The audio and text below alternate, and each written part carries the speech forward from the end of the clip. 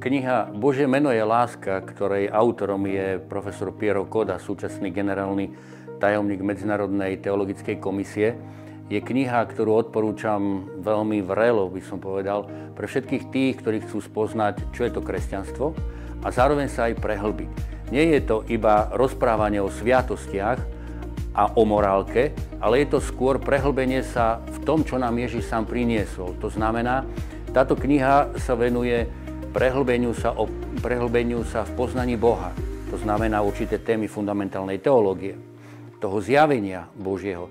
Zároveň prechádza hlavnými témami dogmatickej teológie, ako je kristológia, ako je učenie o Najsvätejšej Trojici, takisto pneumatológia, učenie o Duchu Svetom. Taktiež v Mariológii nachádzame tam rôzne body. A zároveň je tam, aj veľmi pekne je tam spravený taký prierez samotným napredovaním teológie kresťanstva práve od svätého Augustína po 20. storočie.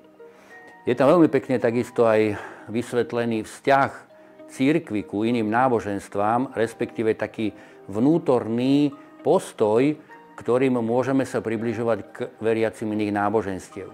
A čo je veľmi pekné, nie sú to len teologické, dogmatické, ako keby vyjadrenia.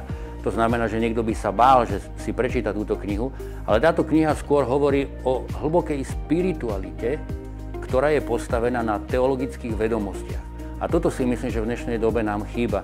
A je to aj niečo, čo pápež František, ale zároveň aj pápež Benedikt ešte za svojej doby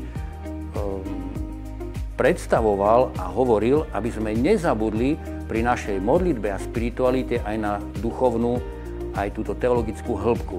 A preto ju vrelo odporúčam a nájdete ju na internetovom portáli Nového mesta nm.sk.